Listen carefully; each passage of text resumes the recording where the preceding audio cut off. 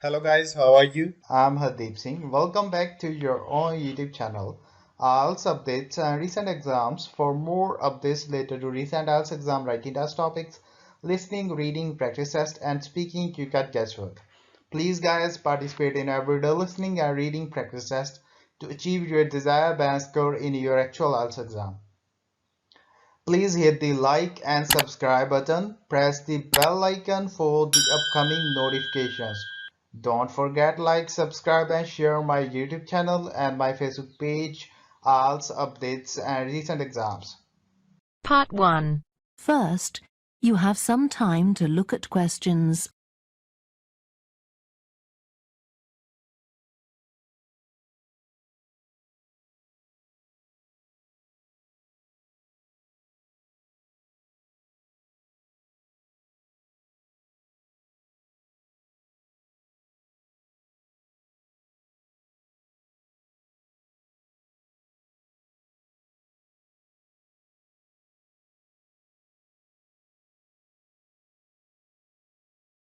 Last week, we looked at some of the features of modern houses, and today we're going to turn the clock back and look at traditional house design.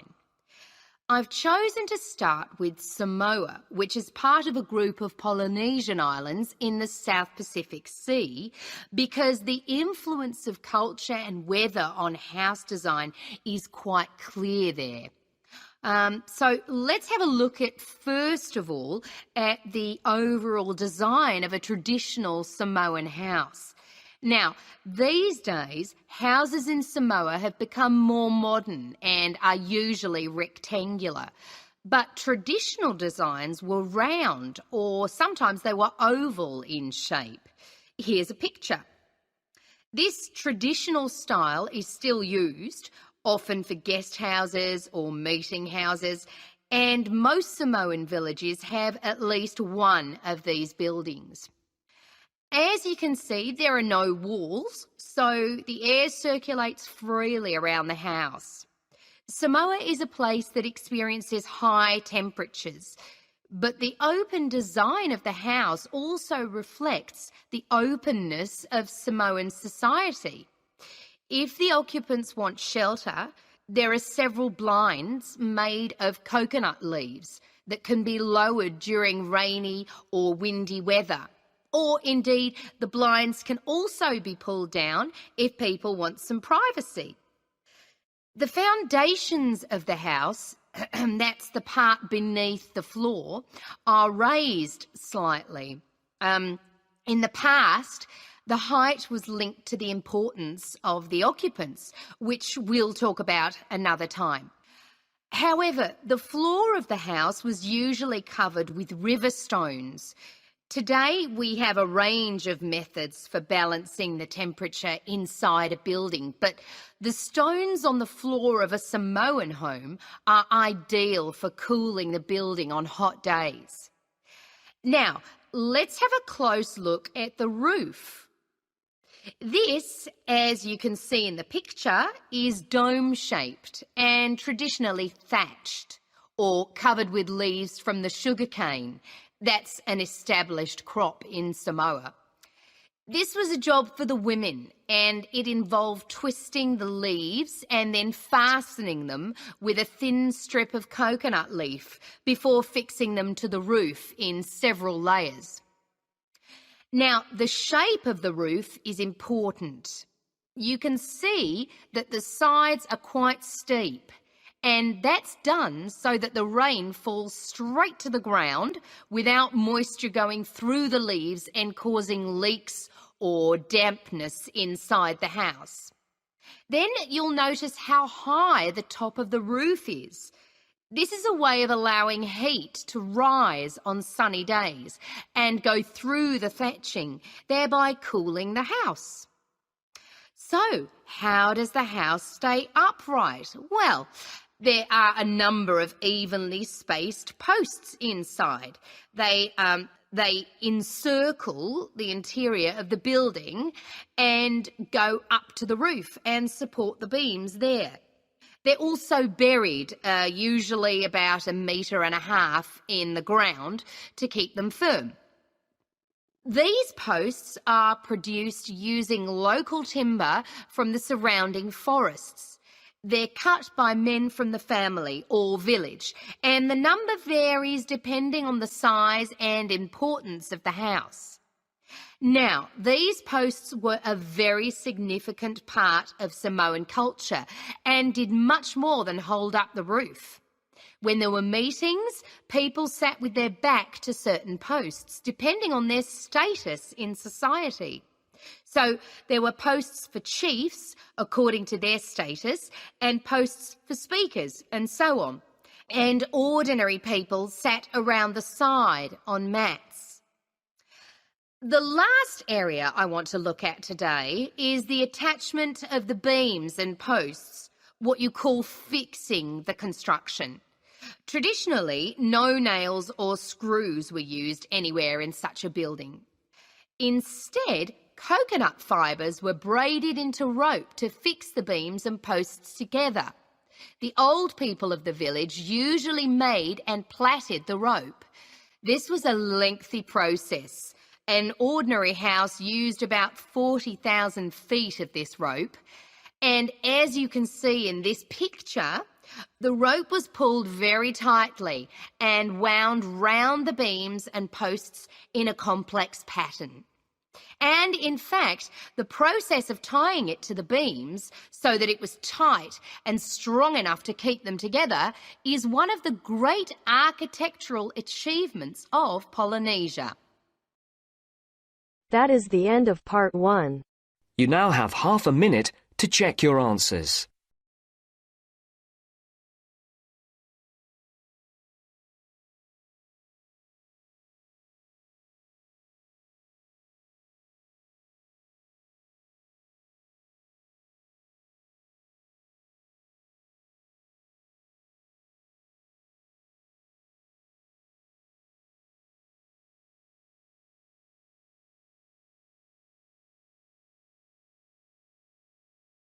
Now turns to part 2.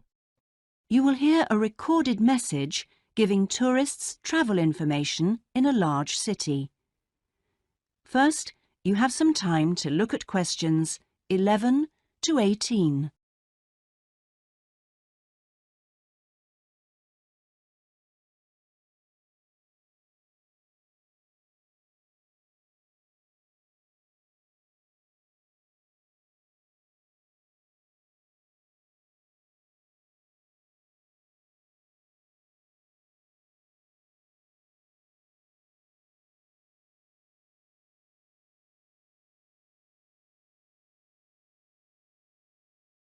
Thank you for calling the tourist line. There are many different ways of getting round the city, and we'd like to suggest some you may not have thought of. How about a city trip by boat? There are 4 main stopping points. From west to east, stop A, Greenbanks, stop B, City Bridge, stop C, Roman Landing, and stop D, Newtown. You can find the main booking office at stop A. The first boat leaves at 8 a.m. and the last one at 6:30 p.m. There are also many attractions you can visit along the river. At stop A, if you have time, you can visit the fine 16th century palace here, built for the king, with its beautiful formal gardens. It's very near the booking office. Now you can enjoy every corner of this superb residence. Stop B. Why don't you visit Tower Restaurant with its wide range of refreshments? This is a place where you can sit and enjoy the wonderful views over the old commercial and banking centre of the city. Stop C is the area where, in the 1st century AD, invading soldiers crossed the river. This was much shallower than it is now. That's why this area is called Roman Landing. There's an interactive museum to visit here, with a large shop which has a good range of local history books. At the furthest point of the trip, stop D, The most exciting place to visit is the new entertainment complex with 7-screen cinema, bowling alley and video games arcade. Before you hear the rest of the message, you have some time to look at questions 19 and 20.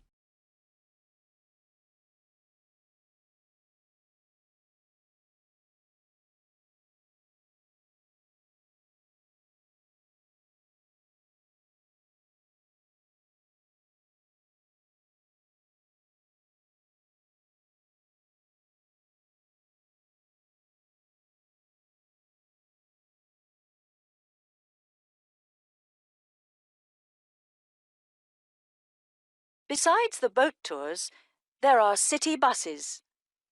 2 companies offer special services. The top bus company runs all its tours with a live commentary in English.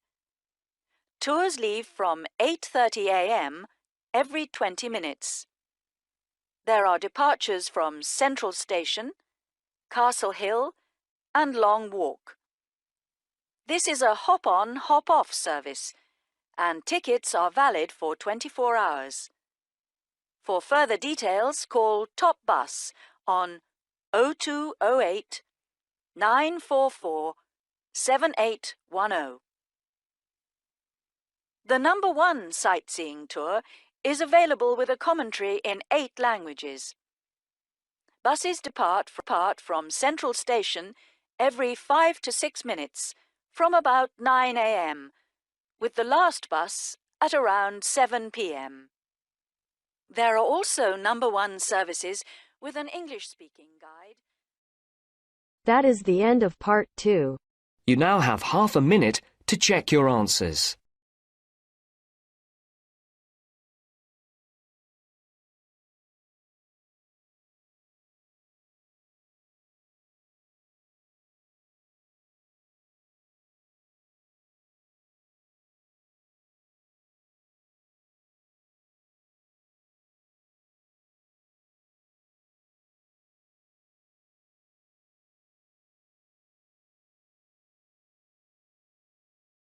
Now turns to part 3. You will hear Tom and Annie, 2 students, talking with their professor about the assignment. First, you have some time to look at questions 21 to 26.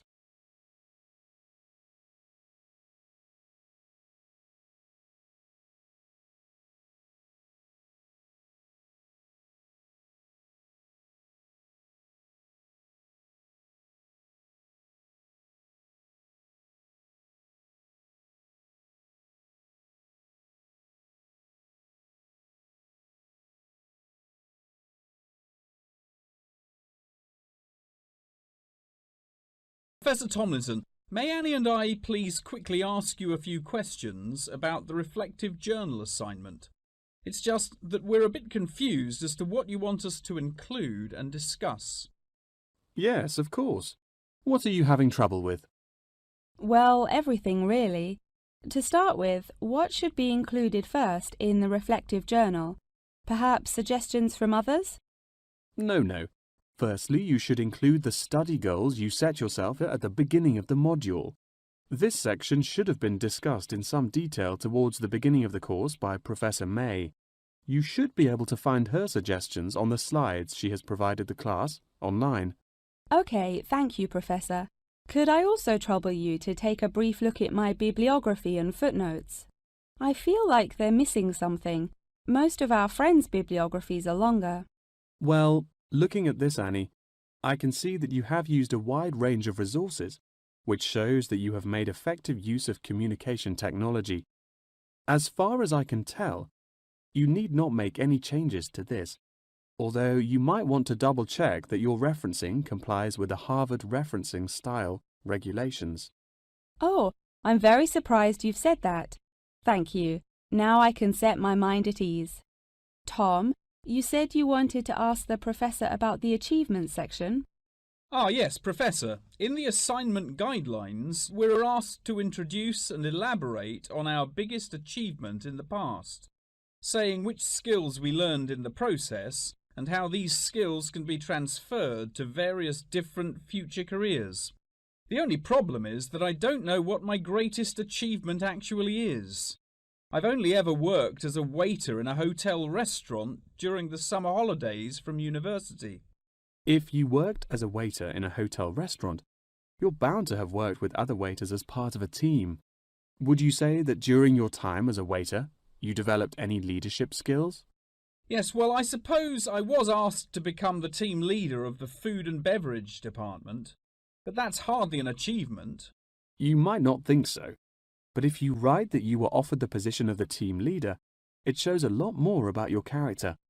For example, that you're charismatic and work well in a high-pressure situation. I never would have thought to write that down. Thank you. I guess I should start listening to others more often. Annie, do you have any more questions, or are you ready to go back to the library? Yeah, I think I've got everything I need. Thank you very much, Professor Tomlinson. That was really helpful. I'm actually starting to look forward to writing this now, and it should be a really useful exercise to prepare us for writing CVs and applying for jobs. It's shocking how bad I am at identifying my strengths and weaknesses. Professor Tomlinson has shown me that I definitely need to start displaying some self-awareness. Yeah, Tom, you really do. You're always so modest. Modesty is great until it comes to applying for jobs. Before you hear the rest of the conversation, you have some time to look at questions 27 to 30.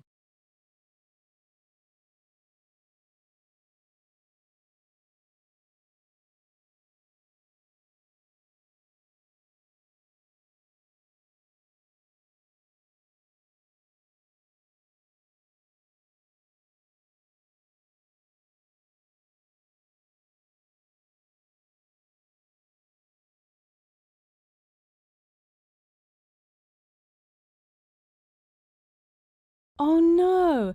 I forgot to ask the professor about the section on identifying the skills gained through different activities. Do you remember? When it asks you, for example, whether writing an essay develops your study skills or your independent learning and so on. Oh goodness, we really should have asked him that. I've been having trouble with it too. It just seems like such a pointless task. What do you reckon the answers are?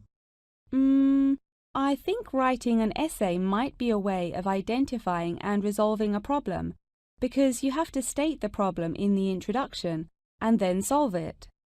I'm not so sure about taking exams. I thought they were supposed to develop lots of different skill sets. If I really had to choose, I'd say that taking exams enables you to become more confident in yourself. Do you agree? Maybe. I really don't know either. What do you think about the last two? Making class notes and presentation notes? Oh, it's so difficult. I think making class notes has to be a way of becoming a more independent learner, because you yourself decide what the important information is and learn it. That reminds me, I find taking presentation notes is a disaster. The professors speak much too quickly, and I write much too slowly. That is the end of part 3. You now have half a minute to check your answers.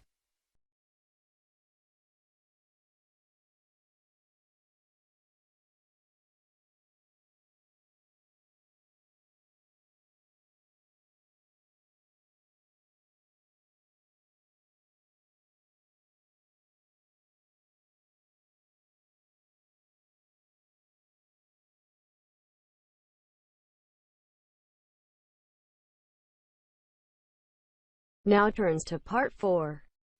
You will hear a lecture about English language. You have 30 seconds to look at questions 31 to 40.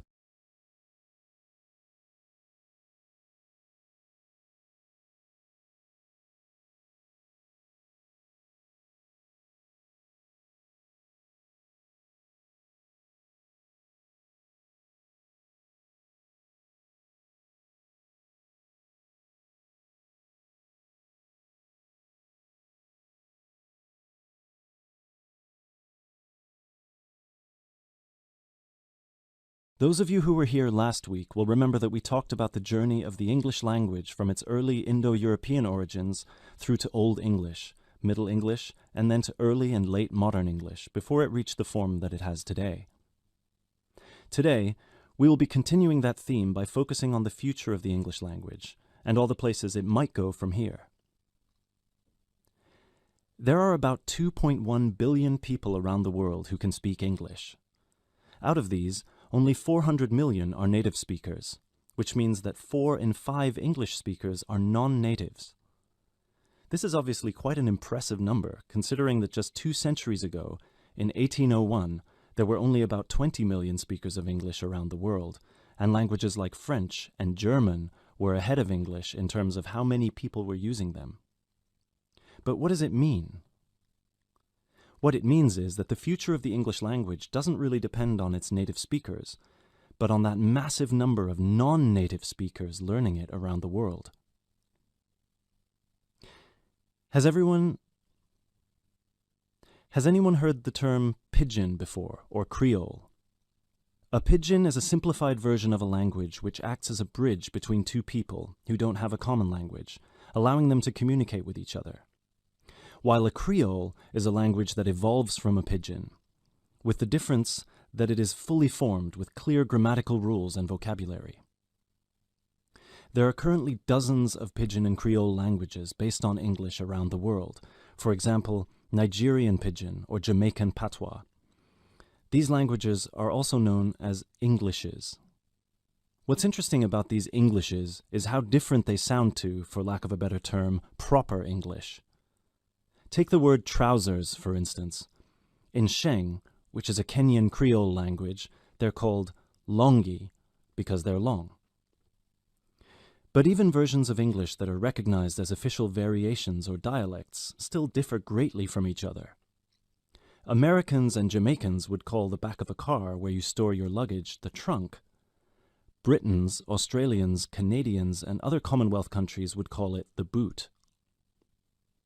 A subway in the UK is a tunnel under a road that allows pedestrians to cross safely. In the US, it's an underground train. You might think of these differences as minute, but when you take into account the dozens of different versions of English out there, a very intriguing parallel arises with another language from the past: Latin. Latin, too, used to be a lingua franca. Nowadays, it's all but dead, spoken only by a few clerics and scholars. At some point in history, it splintered into various different languages which became known as Romance languages. For example, Spanish, Italian, or French. There are some that theorize that the same thing might happen to English in the near or distant future, that all these Englishes we have today in different countries will continue to develop, so pidgins will turn into Creole languages, and Creole languages will turn into just languages, and English itself, as we know it today, will disappear, or become less and less important. It's an interesting theory, if nothing else. It makes sense that as English grows in popularity, countries, especially those with a strong sense of identity and tradition, will develop their own versions of the language, marked by the idiosyncrasies of their culture. Just think of the contribution of dialects such as Jamaican or South African English. In the past 50 years alone, they've added about 25,000 words to the English language. Most of these related to a local context that wouldn't have existed in English before the spread of colonialism.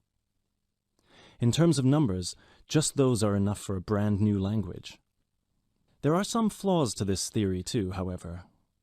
While it's true that Latin and English have a lot of similarities in terms of how they developed, or have developed throughout history, there is one big difference. We currently live in an era of globalization. Today, you can be in India and stream an American film or TV series in seconds. You can be in Nigeria and listen to British music.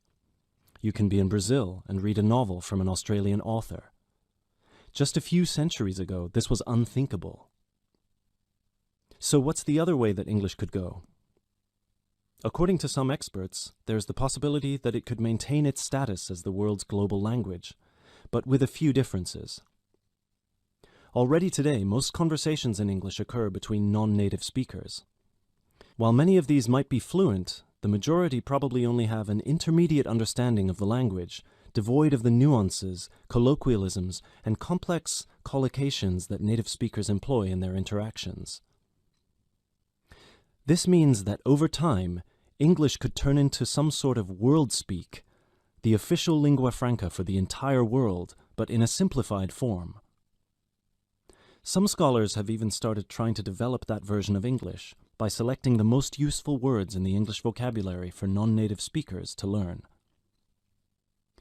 Robert McCrum has compiled a comprehensive list of 1,500 words, for example, a version of English that he calls Globish. And what about traditional native speaker English? It might continue to exist, but lose its popularity, as the previous theory suggests. There are many more theories about the future of the English language, of course. I've only focused on the two main ones because they clearly demonstrate our uncertainty when it comes to how this beautiful language will develop. English is in a unique, unprecedented position. No other language has achieved the same levels of popularity in human history, especially in terms of non-native speakers. So, as this is clearly uncharted territory, only time will be able to tell us what will happen.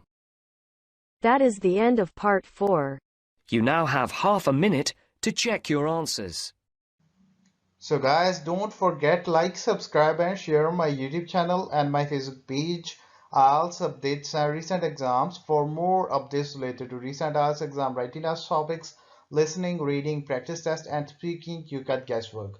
Please guys, participate in everyday new IELTS listening and reading practice tests to achieve your desired band score in your actual IELTS exam. For more IELTS material, visit my official website www.ieltsupdatesandrecentexams.com. The link is given below in the description. If you need PDF files of latest IELTS material, then please join my Telegram channel. So guys, please write your score below the comment section.